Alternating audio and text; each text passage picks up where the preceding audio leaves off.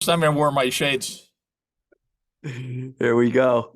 As someone that was a writer as a teenager and always did a little part-time writing, I got to tell you, it's a real pleasure to have someone that's done it for as many years on a high level as you have. So thank you for being here.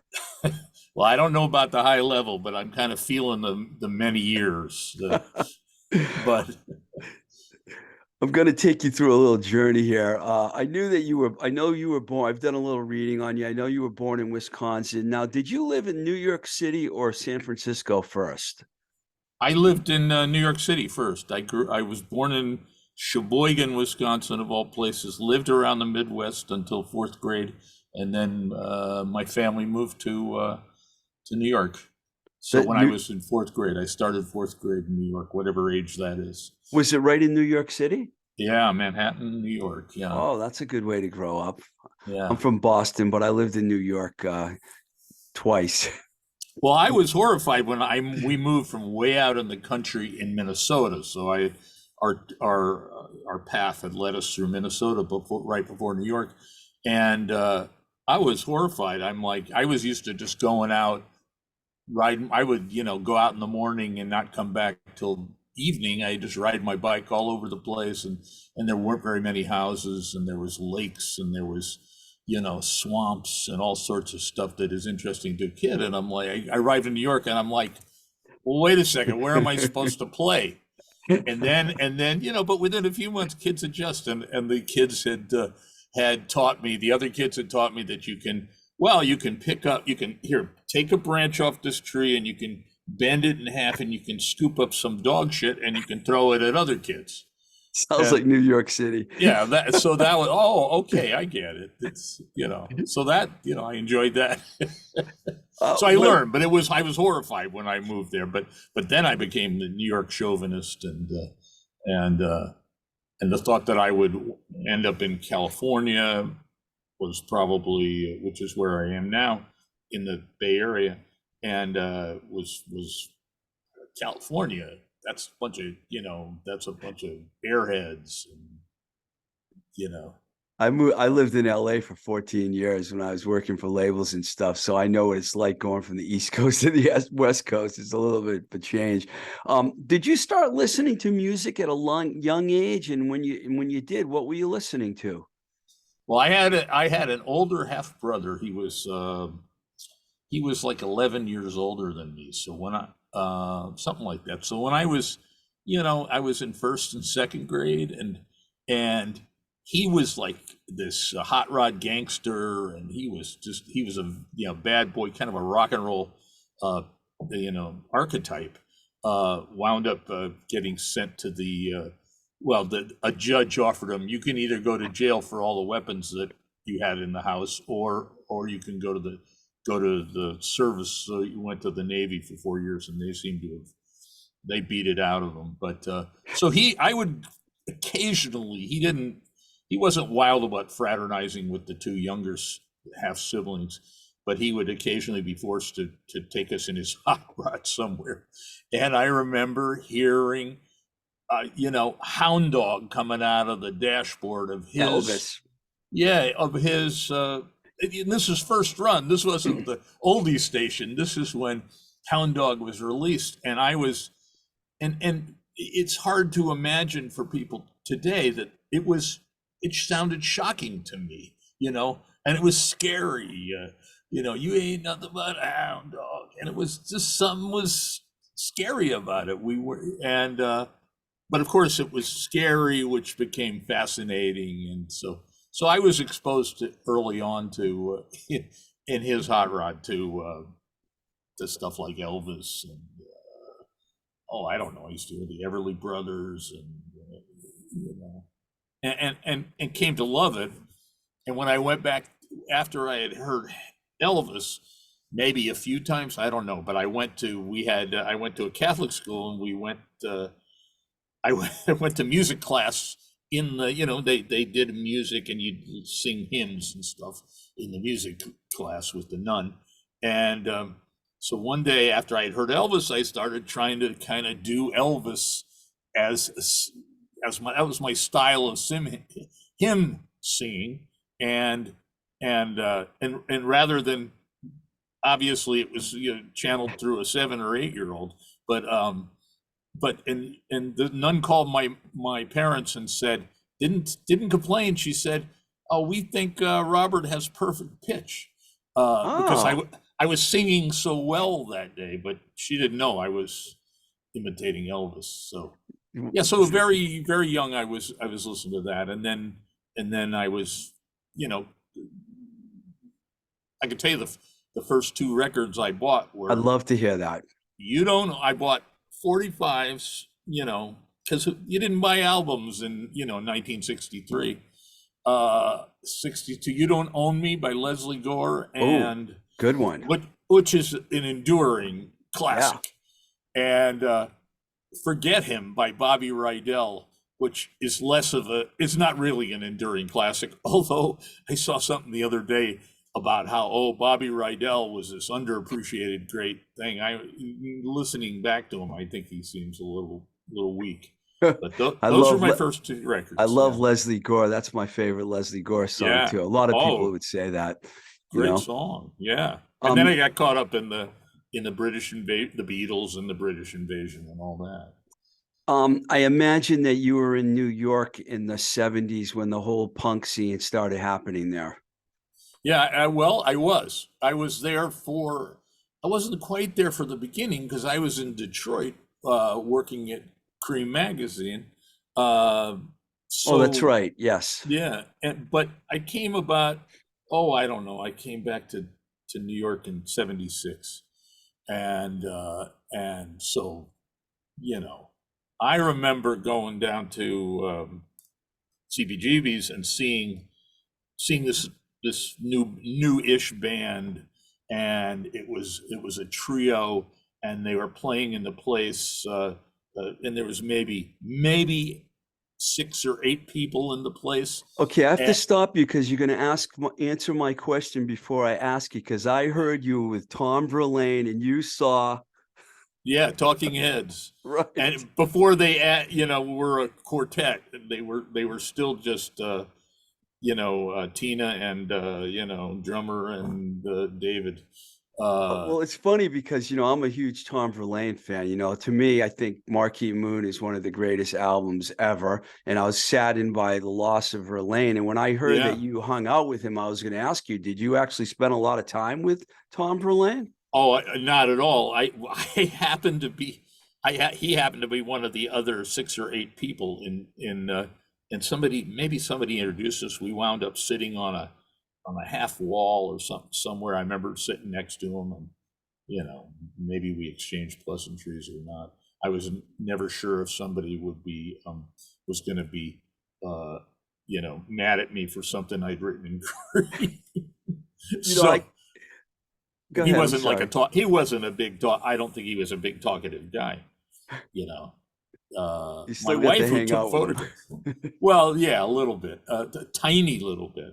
But my wife, who was good friends with Patti Smith, she was a photographer too, and she took pictures of Verlaine and Patti. Great pictures of them backstage when Patti was kind of cheating on Alan Lanier from the Blue Oyster Cult, who was also a friend. So Interesting. I kind of jumped ahead of myself here and I went in the wrong order. So I'm going to jump back. So you went to San Francisco after that, and that's when you met up with someone that got you involved with Cream. Can you tell that story? well, I my I guess I'm in emulation of my family. I moved around a lot when I was out of the house, and I before I went to Detroit, I went to San Francisco. My big gangster brother had taken me there one time, and I thought, oh, this is so cool. And so I went there. My brother had taken me to Sausalito, and looking out at the bay from Sausalito is gorgeous. So I thought I got to go back there someday and try living there. It was just so nice. So yeah, so was living in Sausalito, but first I was looking for a place, and I was looking for a place that was cheap, and it was. So I'm driving around and I'm in Sausalito and I see a for rent sign, and it's the end of the day. I've had no luck all day looking, and and this is like a basement apartment or semi basement. And I thought, oh fuck, that's gonna be cheap. And so I pulled the car over and I ran across the street, and here comes down the street, um, this guy who looks like a Hell's Angel to my mind. He had, long, greasy black hair and a black cowboy hat, and he was just otherwise all in black, and he had a big kind of pointy, devilly beard, what do you call it, Van Dyke, and the guy, and I'm running towards this place, and this guy yells out, "Forget about it, I got it already." And he's carrying a big box of stuff. He's moving in already. And I'm like, ah, shit. So I thought, well, whatever. I said to the guy, you care if I look at it? I'm just curious. So he said, no, go ahead. But I got it. And he was just kind of nasty guy too. And so I went in the house and peeked around, and he came in and put down the big box that he was carrying. And under the big box was a press pass. And I had, at this time, I had gotten a shitty job as like a paste up guy in publishing, a job that doesn't exist anymore. And but I was trying to get in. I had been in bands, and I thought, well, the only thing I knew was music. Thought I knew was music, and I thought that's what I'll write about. And so I said, so I was looking to get in, and I said to this guy, well, why? Are you a writer, or what? You wearing a press pass? And he says, yeah. He says, I write for Rolling Stone, and I'm the West Coast editor of Creem, and I'm this. And he did, had an endless list, and he was 26 at the time. He was older than me, but I was like 21, and or 20. I don't know. I was young, and so. Anyways, it turned out he was Ed Ward, who was the original record review editor of Rolling Stone. And, in later years, he died just a couple of years ago, but he was the rock historian on Fresh Air with Terry Gross. And, he was great at that, by the way. And, but he was a really good writer and an amazing musicologist. And this guy, so we got to be friends. And he introduced me to a guy named John Morthland, who was also a great writer and a musicologist. And we used to eat dinner all the time together because Ed liked to cook. He also didn't have a car, so he'd get me to drive him to the grocery store, and he would cook for us. And then these are slightly older guys, and they had taken it upon themselves to educate me about music. And after we finished eating and we're drinking our Guinnesses or whatever, he always had interesting stuff and smoking pot. They would then Ed would often have a theme for the night and would say, okay, you come from New York City, here's a bunch of songs about New York City or by artists from New York City or somehow connected with it. And that was like, they played me like the Wild, the Innocent, and the E Street Shuffle, Springsteen's second album, which is a really great album. If you hadn't ever heard him before, that was a great album. And they played me. They said, "Oh, that shit on the radio that the Eric Clapton, I Shot the Sheriff. We'll play you all these original reggae songs."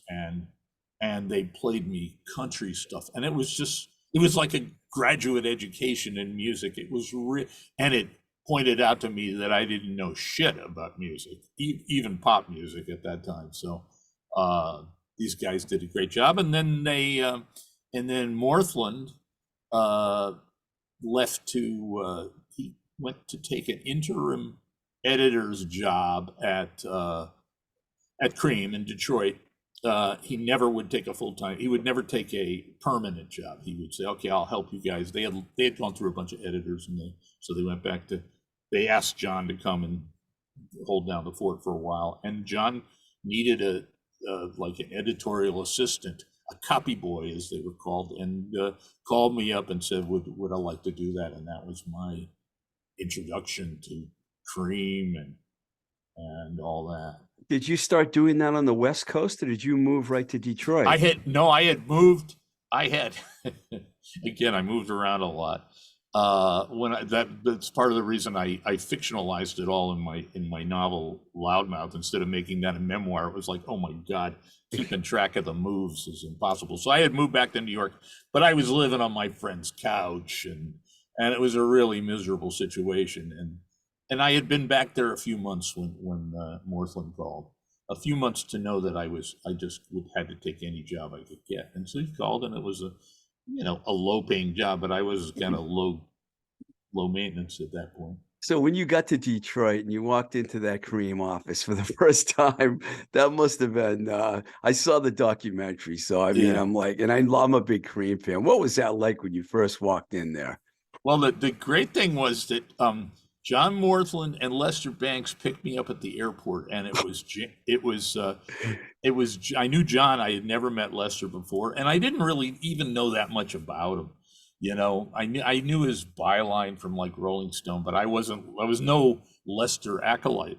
And we got in Lester's, funky Camaro, and with Lester at the wheel, and we drove right from the airport. And it was snow. It was very seemed very bleak. And I was coming out of some bleak stuff, being so broke in New York. But we drove straight to an Italian restaurant that was also a bar that we wound up going to almost every night.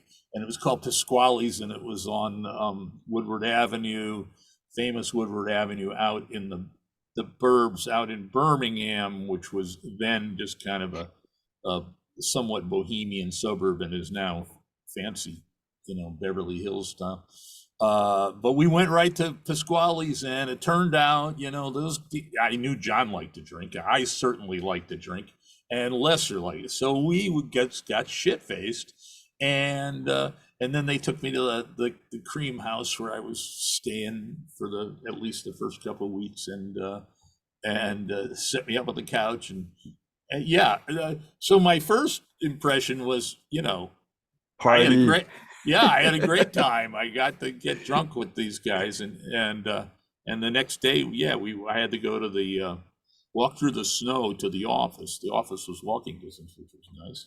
And I either read or heard somewhere that you used to go out drinking a lot with Lester Banks. oh, we used to go all the time. We became just asshole buddies. We just were out, and yeah, we were very tight, and we went drinking all the time. And eventually when I left, I lured Lester east. I got to talk to you about him for a few minutes here because I am like a huge fan, and my friends know me as being a huge Cream and especially Lester fan. And I know you became a managing editor at the magazine. What was it like editing his work? Because I heard he used to write long stories that would have to be edited down. You had to do that? What was that like? Well, I got to do that for a while because I went from being copy boy to being managing editor. It was a really short amount of time. I had a talent for writing, but I didn't really have much experience. I had not much professional experience. But and that's because Lester had, to my observation, Lester had driven out. There was a couple of interim editors after John Morthland when I was there, interim editors of Cream, but Lester would just make their life so difficult, and I think that's why they left. And so it wound up, the publisher of Cream, Barry Kramer, said to me one night, say, "Oh, you want to ride home? Okay." And I got in his big Lincoln Continental, which we all talked about all the time because he was the only one getting rich, and everybody was kind of Lester particularly was bitter about that. And he said to me, "How would you like to be editor? Editor of the magazine?" I said, "Well," "here's my observation: is that Lester has driven out every other editor, and Lester and I are very tight friends, but you got to give him the title of editor." And I said, "Let's create a new title," which, by the way, I'm 21 years old. How did I know this stuff? And will create a new title, managing editor, and then Lester will have his prestige. But I can do the the the nuts and bolts work, and it really, this setup worked. Lester didn't, bridle at it at all. So editing his work, I remember the one I remember most was, I had heard about this piece that he'd written called John Denver is God, and I said, hey, is that hanging around? We were doing a kind of holiday issue. I said, John Denver's God. I said, maybe that would be good with the holiday issue. And I said, he still got that. So he did. And he gave me an 80-page manuscript. And it was, but the amazing thing about Lester was he, like half of it was good. Half of it was not, like verging on nonsense, but half of it was good. And eventually we got it down to a manageable length, although it was probably longer than many of the things in the magazine. And it was great. So the it was it was maybe it was easier to edit Lester because he had great stuff and then he had nonsense. And it was easy to see the nonsense and broom it aside and stitching it all together. It was kind of full of jump cuts anyway. So maybe not as hard as it sounds to edit Lester. And he really was a brilliant writer. Oh yeah, I loved his So work. Um, yeah. can you explain to me in your own words or opinion the whole Lou Reed controversy? Because I'm trying to figure out what happened there. Because the story is that Lou Reed hated Lester Bangs. Is Yeah. that true? I think it is true. I think it is true. And I remember in recent years, I was talking to an artist, who was very close with Lou. And I mentioned Creem. I said, yeah, I worked with Lester and all. He's like, yeah, that I fuck Lester and blah, blah, blah. And I'm like, yeah. Really? So he a pretty well-known artist, and he was like, no, fuck it. Lou hated him. Yeah, so I hate him, and Lou hated him, and this guy um said it was because Lou said some.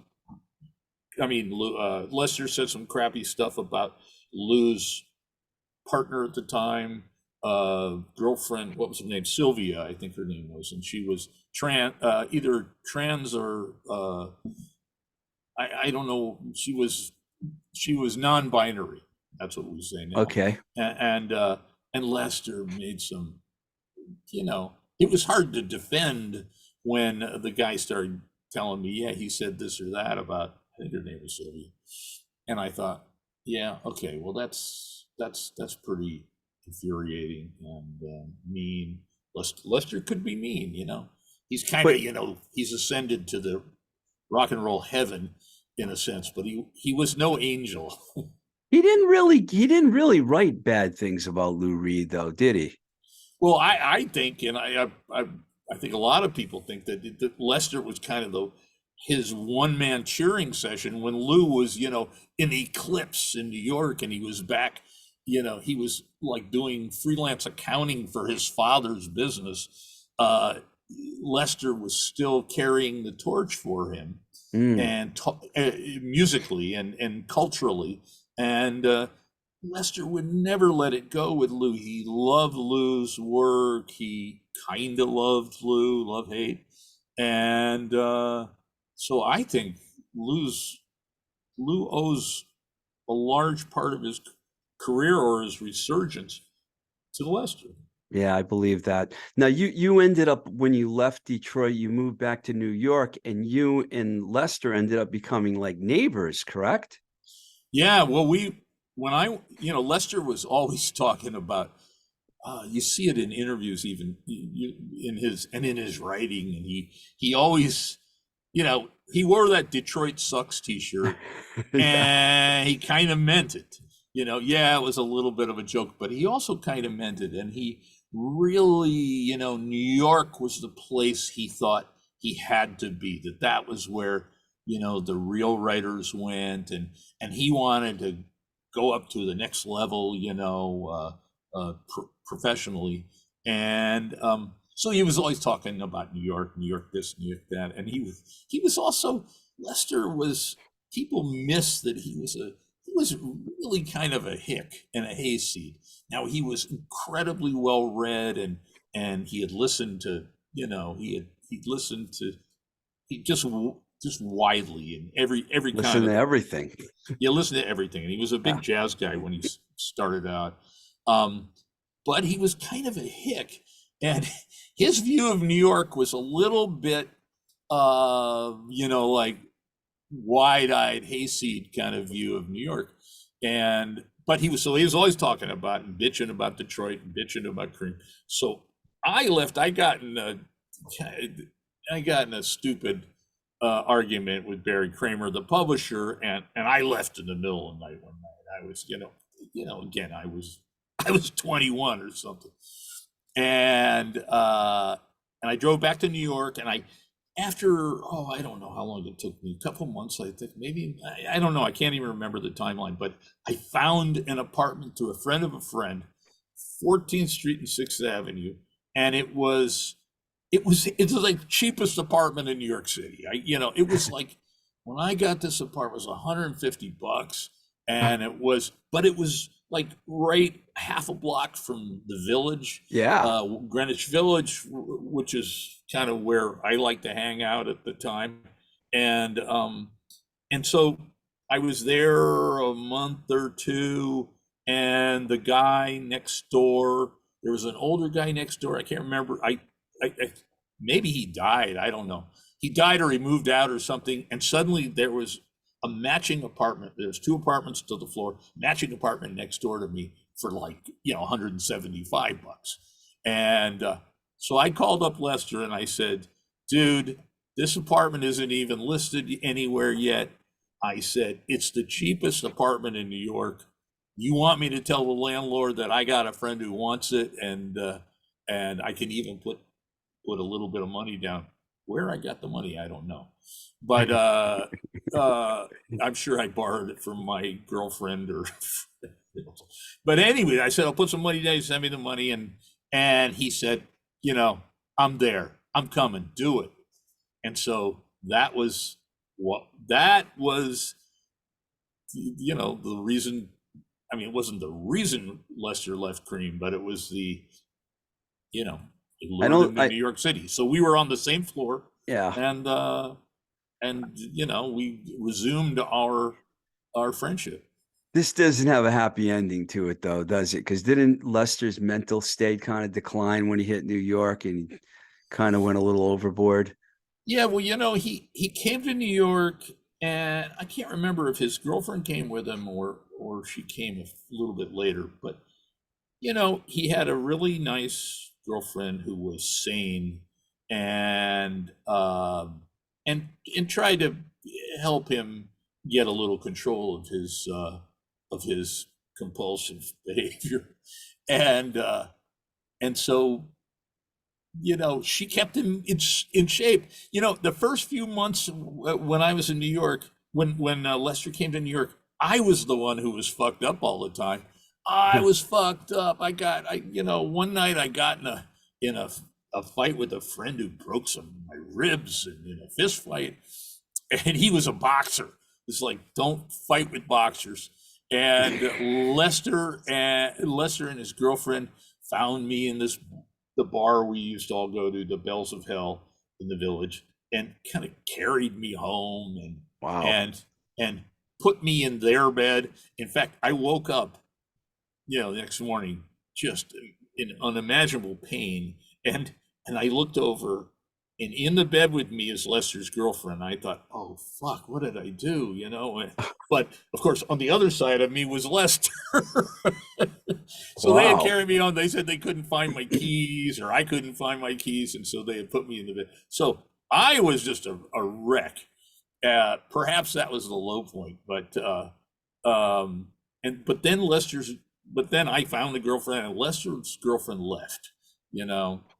I forget why. Who knows? Complicated reasons. So she left, moved away, and that was when. I mean, it seems simplistic, but it really is when he just kind of went, started heading downhill, and he was hanging out at the clubs all the time and the bars, and you know, and he was, hey, I'm Lester Bangs, and people would buy him drinks and give him drugs and all this stuff. You know, he had, you know, he was a guy who he always acted like he had followers, and I discovered that yeah, he really did have these kind of avid followers. Although people would then get tired of him because he would be so drunk and fucked up uh, and so yes, he went downhill a long way. And at That's some point, when we were good friends, close friends, and at some point, then we got in a fight, and and I never recovered from the feelings of goodness. And you know, he had done a couple shitty things to me, I thought, but so we didn't stay close. But well, we there was something. It was like we understood that we were friends, but we didn't hang out anymore, and it was no fun to hang out with him when he became yeah. this horrible drunk, and it was just no fun. You know, One and he last also thing. stunk.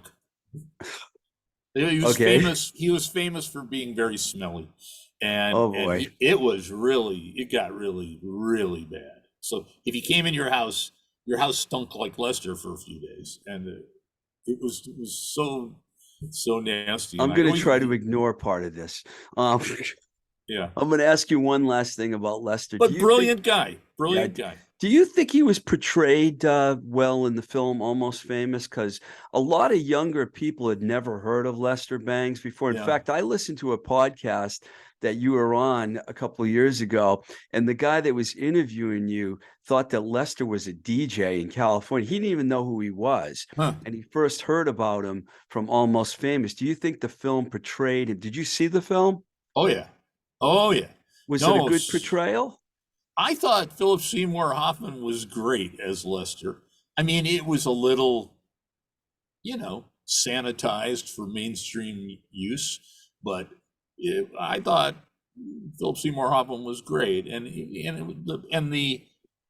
the writing of the character was roughly Lester. It was a little, it was just a little sanitized. You Yeah. know. Did you ever get to meet Cameron Crowe at all?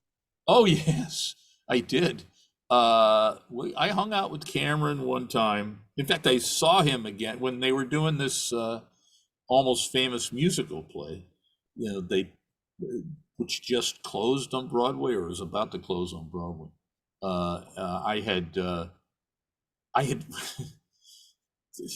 it goes on. It's like, but I had become friends with Penny Lane, the real life Penny Lane, Wow. and so when Cameron was trying out the musical play of Almost Famous down in San Diego, there's like kind of a good, really nice tryout theater where it's kind of like the Boston to New York. Well, there's a place in San Diego that's kind of like that where they try out Broadway plays, and so we went to the premiere of that down there with Penny Lane, my wife and I, and Nice. Cameron was there, and so I hadn't seen him in 30 years or something, but I'll tell you that my story of Cameron is that he came to Cream when he wrote for Cream sometimes, and he came to Cream one day and said, "Oh, I'm traveling with this band, the Tubes, a brand new band Nice.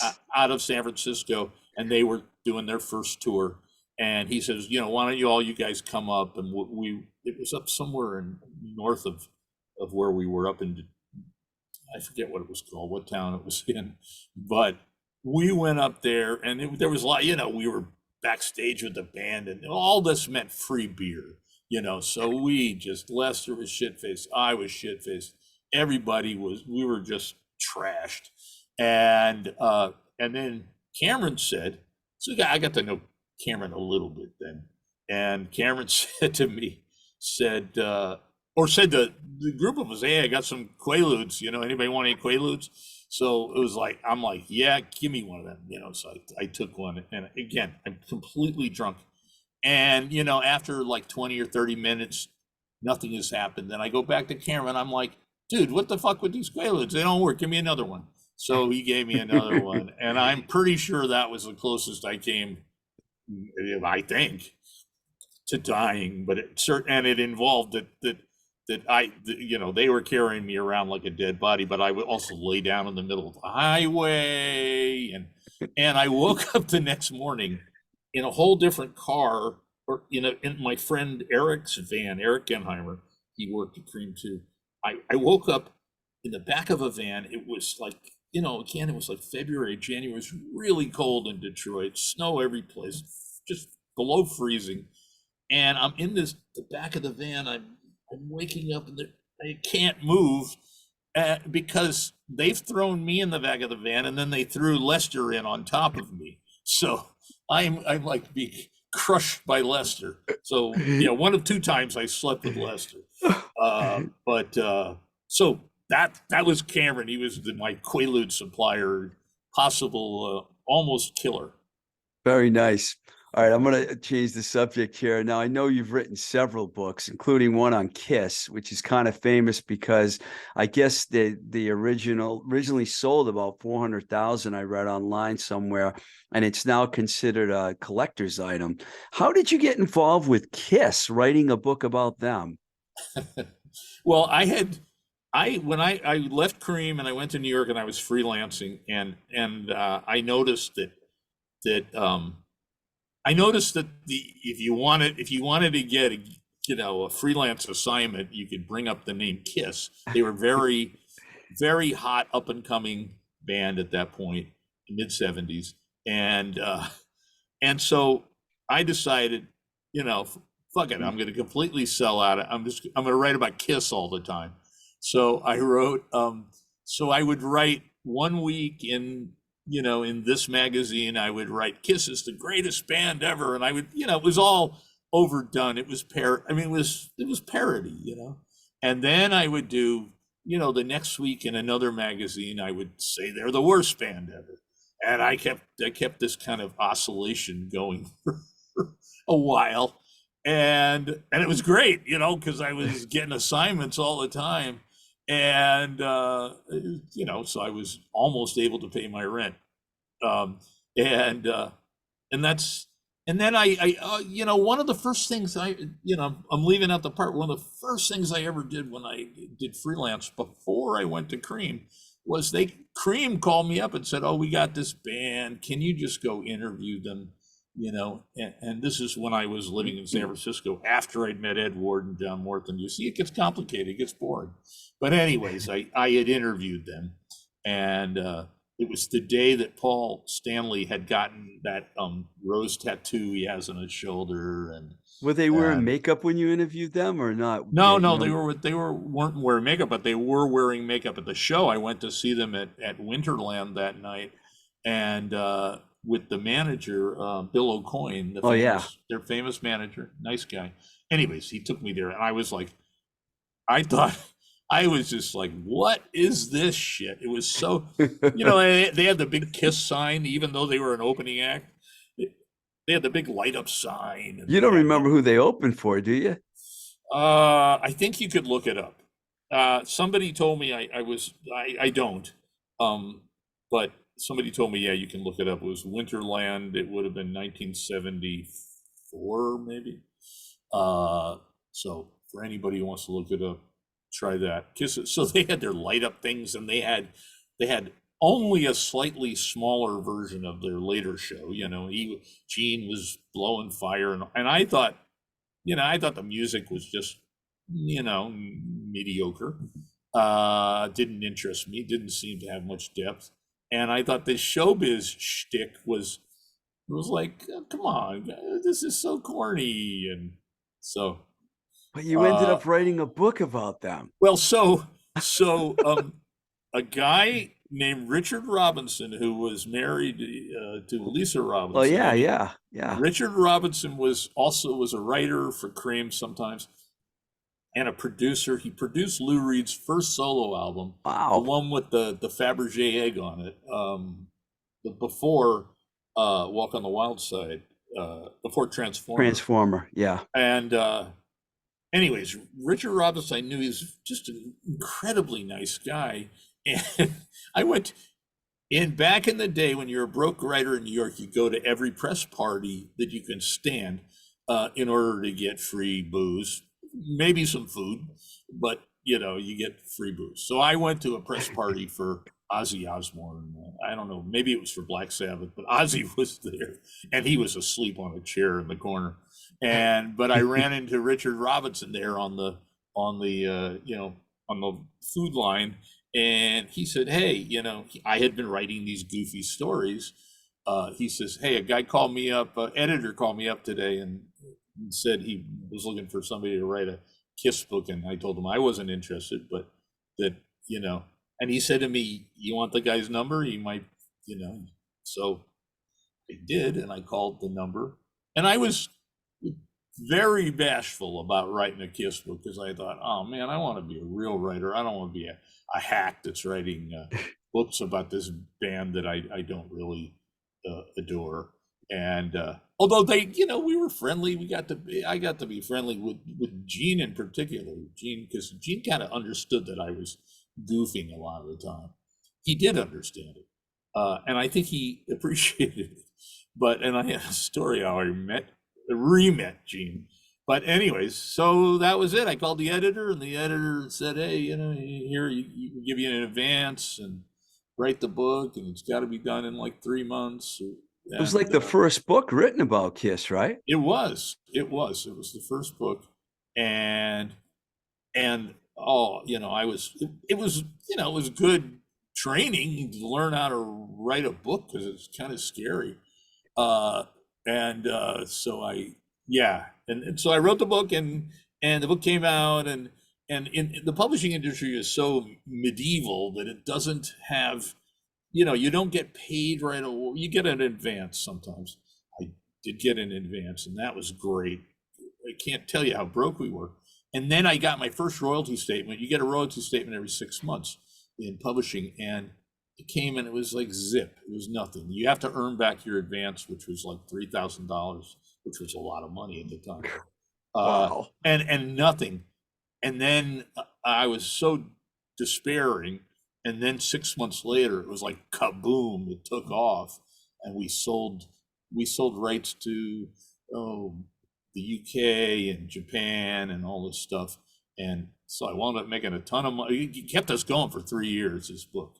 That's But of course, fantastic. yeah, there's no money I can't spend. So I'm I not a found, huge I'm not a huge Kiss fan myself, by the way. I have seen them several times. I mean, the first time I saw them, I'm a few years younger than you, but I saw them in 78. I think it was around Detroit Rock City tour or something like yeah, that. And it was exciting, but I yeah, was more of a Queen fan back then, and yeah, and bands more of the glam. yeah. Um, I got to ask you about this. You don't always believe what you read in Wikipedia, but Wikipedia says that you describe heavy metal, and I quote, as dismal, abysmal, terrible, horrible, stupid music, barely music at all. Now, I don't consider myself strictly a metalhead. I like all kinds of music. I'm more of a punk, actually. I like more of the punk bands. But Black Sabbath is one of my favorite bands ever. Did you really dislike metal that much, or is that an exaggeration on you of what you thought of metal?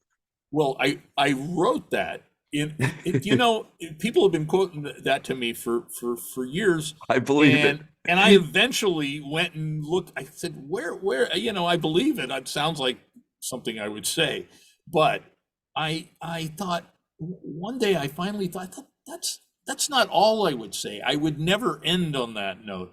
And so I figured out that it was in a book I had written called The Noise back in mid 80s. And it was, anyways, there's a whole thing about how metal is reflective of of Detroit's industrial, kind of the sounds of industry and all. So I made a whole case for that.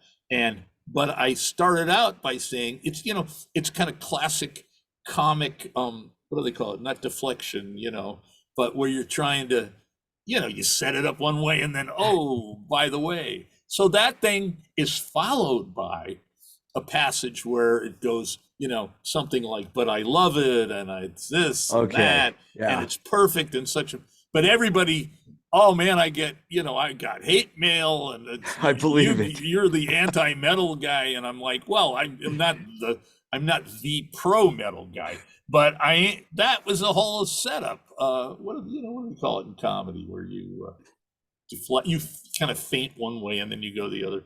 So that's what that was. That was a kind of trying to agitate the reader and then rescue them. I can almost understand how people would be upset by that because I worked for Metal Blade Records for a few years, and those Yeah. kind of people take that shit very seriously. Yeah, just like Kiss fans take Kiss very seriously, especially kind of now. They you know, back in the day, Kiss were it was young kids listening to The Kiss. Kiss fans were serious back then. I remember when Kiss Alive came out, that just took the music world by storm. And if you were Yeah, into that record, so Loudmouth, I'm being completely honest with you. I haven't read the whole book. I've only read excerpts of it. It's pretty much a fiction, right? well, it is a fictionalized version of a life I have lived. A Of fictionalized one of version. the yeah, I said, oh, I had a good quote about it. It's like, it's it's fiction, but it's true. Like the whole So part about your family and everything. The first few chapters is all about your mother and your grandmother and your family in the South and Memphis. That was all probably yeah, close to true, right? yeah, sure. That, anything that's outrageous in it, I noticed that the outrageous stuff tends to be the true stuff. And yeah, I started writing something. I didn't know what it was. I didn't know if it was a memoir or a novel or whatever. I started right just this just big writing jag, 3 or 4 years ago, and I didn't know what it was, but I noticed that it was, oh, there's a lot of stories about my past in it. And after I spent 13 months just regurgitating this draft, I looked at it and I said, God, if you put a chapter here and chapter there, you'd have like a story. And I said, you'd have a memoir, but like when I was telling you about, oh, I lived a whole bunch of places, all that shit was in the book, and it was like, yeah, that's boring. So I decided to make it fictional because first of all, I didn't want to be held to account on any things that I remember things a certain way, and Yeah. that's Yeah. what I thought they were, and maybe I was wrong, and I didn't want anybody saying in my family or anywhere else saying, oh, that's not the way it happened. It's like, well, so I made it a novel, and I got a You lot of publishers would say, why don't you just make it a memoir? I said, because it's not a memoir by the time I had finished. But it's it's fiction, but it's more or less true. were you surprised by the response the book got? That it sold nothing. It didn't sell I very didn't much. want to say that. Yeah. No, I mean you No, did a lot of interviews. I was unsurprised by the well, first of all, it came out in the teeth of the pandemic. Yeah. Came out 2 years ago, October, and it was like, and we were going to do a whole tour and all this stuff, and it was like all that was off. All in-person stuff was off. So that's why I did 30 podcasts, and a friend who's a big a Kiss supporter kind of turned me on to. He helped do the booking for the podcast. So no, I wasn't. I'm never surprised that books don't sell. And a rock book. I'm hoping that I'm hoping not. I don't have high hopes, but I'm hoping that down the road, somebody will discover it, which is what kind of things that happen. Goes, oh shit, this isn't bad. And I don't know if it's good or bad because I know there's good sentences in it and good stories, but writing a book is a really really hard thing. I enjoyed what I've read. I have to read the whole book. I haven't had a chance to read the whole book, and I'm sorry to admit that, but Oh no, yeah, I'm not sure I've read it all. I wanted to be honest, Yeah, Um, oh, I want to ask you about the Cream documentary because I know you were involved in that as well. Were you Yeah, that I saw and I loved. And what was yeah. your impression of it? Oh, I thought it was really good, and I was really happy that somebody did it.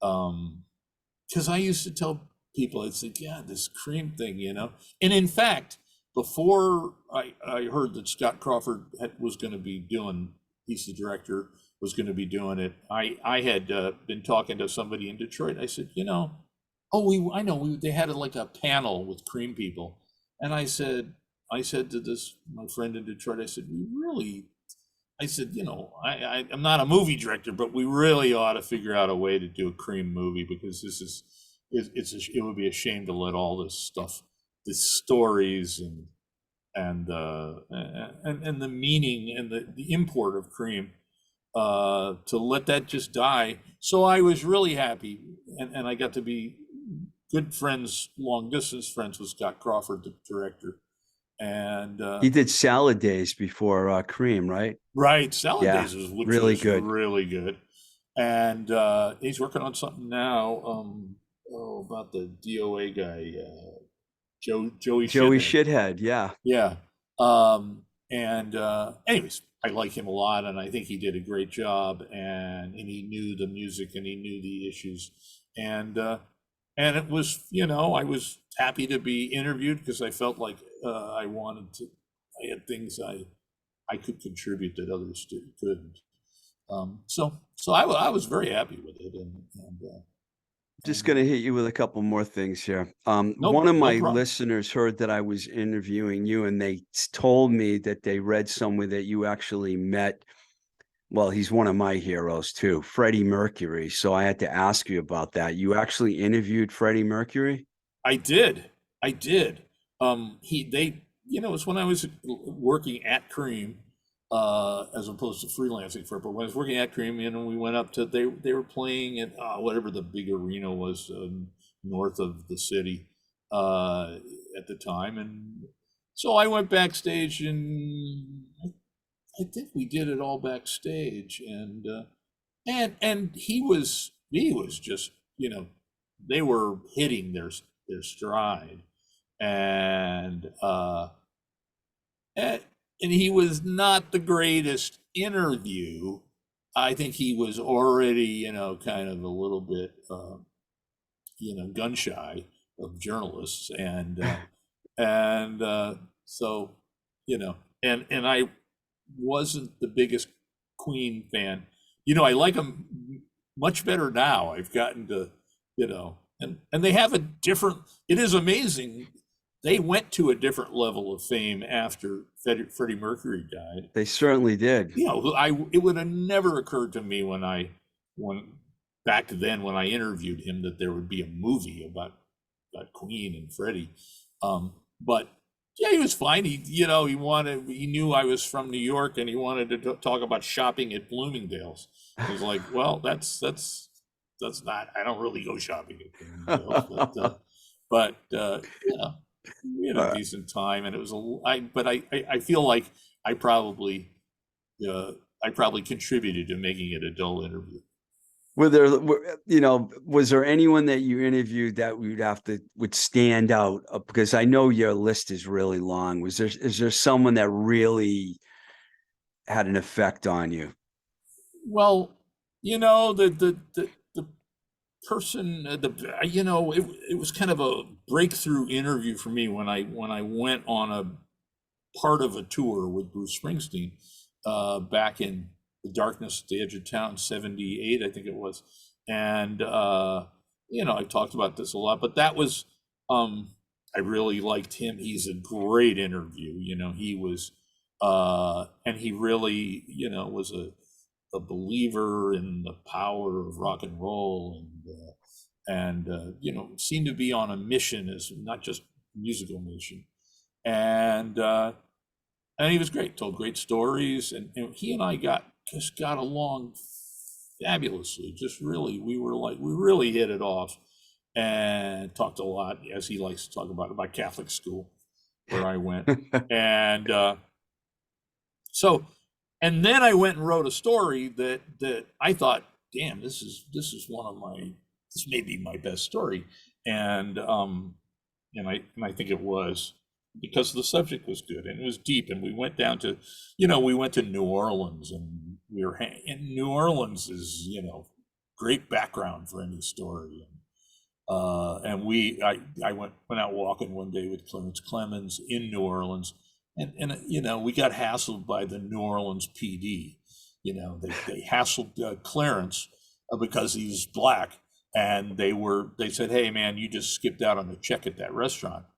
And it's like, we didn't go in that restaurant. What the fuck are you talking about? But they were just spoiling for a fight, and to handcuff him. And unfortunately they didn't. But that was a very moving thing to watch Clarence Clemens, who was a big guy, football player, and watch him with tears in his eyes, restraining himself from, just crushing this cop who was just, a racist cop.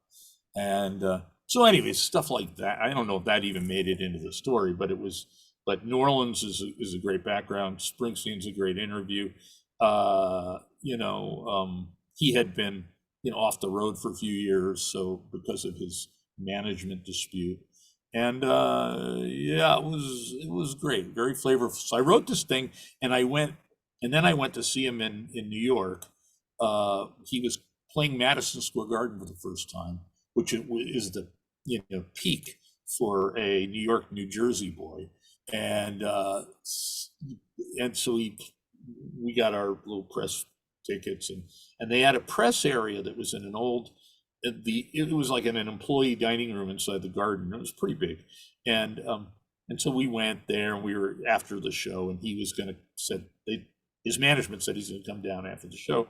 So my wife and I were sitting at a back table there, and this is Springsteen had arrived. It was all celebrities and, political, the head of the city council, and then, movie stars and this and that there. And Springsteen came into the room, and he didn't take much time to look, and he walked all the way across this room, past all the celebrities, not saying hello to anybody. And he sat down with me and my wife. Wow. And said, "That was the best story anybody's written about me since John Landau wrote I've Seen the Future of Rock and Roll." So that was on every level. That was my most memorable story. That's cool. Of course, there's probably some that I don't remember. It was wild. I saw your list on your website, and it's phenomenal how many people you've talked to. And thank you very much for taking the time to come on this show, talk to us.